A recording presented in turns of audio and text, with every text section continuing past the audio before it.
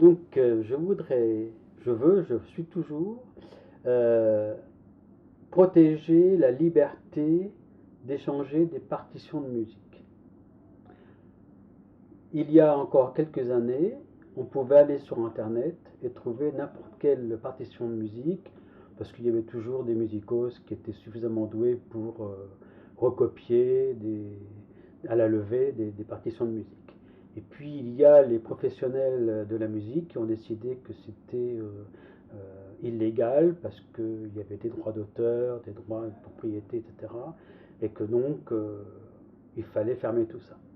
Donc du jour au lendemain, les sites d'échange de partitions musicales ont été fermés les uns après les autres, interdits, et on ne trouve plus quasiment maintenant que ce qu'on appelle des tablatures. Donc c'est en gros les paroles de la chanson avec les accords, point barre, c'est fini. On n'a plus le droit de faire autre chose. Et donc je fais partie de deux associations, euh, dont un qui marche sous forme de forum et où on s'échange des partitions. Le principe, c'est que on indique à ce site qu'on est en possession de telle ou telle partition.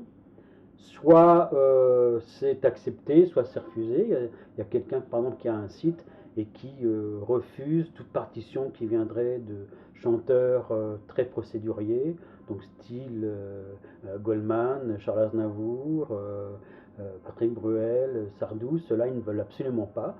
Cabrel. Donc c'est impossible.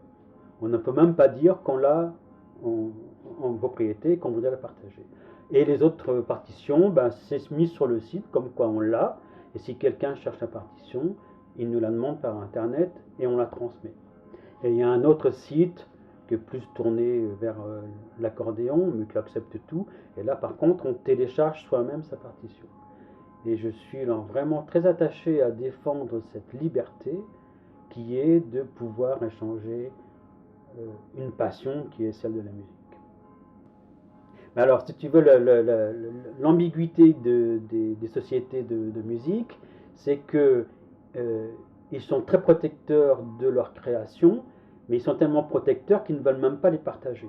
Il existe maintenant des sites où on peut télécharger des partitions en les achetant, mais il y a certains auteurs qu'on ne trouve absolument pas.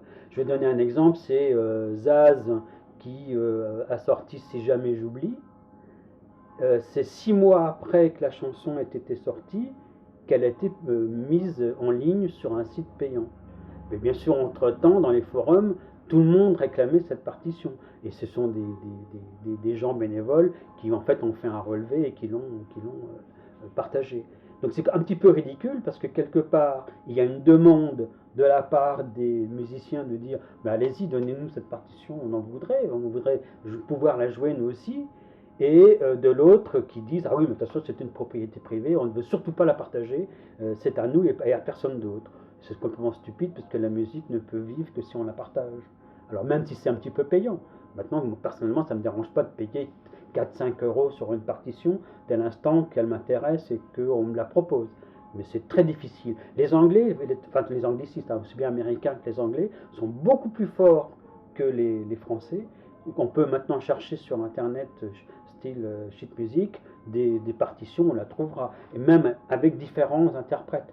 C'est-à-dire si un interprète, différents interprètes ont comment on dit, publié des chansons eux-mêmes, eh ben on trouvera les différentes interprétations sur les partitions. En France, c'est pas du tout le cas. C'est-à-dire qu'il y a des musicos qui le retranscrivent, mais alors illégalement. C'est-à-dire que c'est un échange entre potes des musiciens. Est-ce que tu aurais la partition? Bah oui, j'ai fait le relevé, je te le passe. Alors bien souvent, ça colle pas exactement parce que, par exemple, celle de Zaz, si jamais j'oublie, elle n'est pas du tout évidente à retranscrire. Et donc celle qu'on m'avait proposée ne me plaisait pas. Il a vraiment fallu attendre, au bout de 6 mois, que je puisse télécharger la partition légale pour trouver exactement ce que j'attendais. Mais de toute façon, ce que moi je veux défendre, c'est cette liberté de pouvoir s'échanger des partitions. Parce que la plupart des partitions, pas beaucoup de partitions, sont des partitions qui ne sont plus du tout éditées. Elles datent d'il y a 20, 30, 40 ans peut-être. Hein. Bon voilà, il ne faut pas oublier que Sardou, il chantait il y a 20 ans, hein, ou 30 ans même, et donc ces partitions, on ne les trouve plus. Et donc, interdire qu'on s'échange de partitions de Sardou, c'est complètement ridicule, parce qu'en fait, il n'y a que quelques personnes qui ont ces partitions, qui peuvent nous les prêter, sinon on ne les trouvera plus sur Internet ni en commerce. Mais c'est vraiment cette liberté qui, moi, me gêne, dont on nous a privé, parce que je suis à peu près certain que même ces professionnels de la musique ont tous commencé par un jour prendre une guitare, gratter entre copains, se partager des partitions. Tiens, t'as entendu ça? Ouais, c'est super. Comment on fait? Montre-moi. Et ils sont devenus professionnels, c'est très bien. Mais alors, ou bien ils vont jusqu'au bout et ils nous donnent le matériel nécessaire et suffisant pour pouvoir jouer, ou bien ils nous laissent échanger nos partitions. Alors en plus, bien sûr, certains artistes le font encore en sortant des albums entiers de partitions. Donc c'est des albums qui coûtent entre 35 à 40 euros l'album, avec peut-être 10 ou 15 chansons, hein, je ne dis pas le contraire. Mais quand moi j'ai commencé la musique, on pouvait trouver dans le magasin de musique des partitions individuelles. Il y avait une chanson qui nous plaisait et on l'a trouvée en partition. Et ce sont ces partitions qui sont en train de circuler sur ce genre de forum et qui nous manquent maintenant.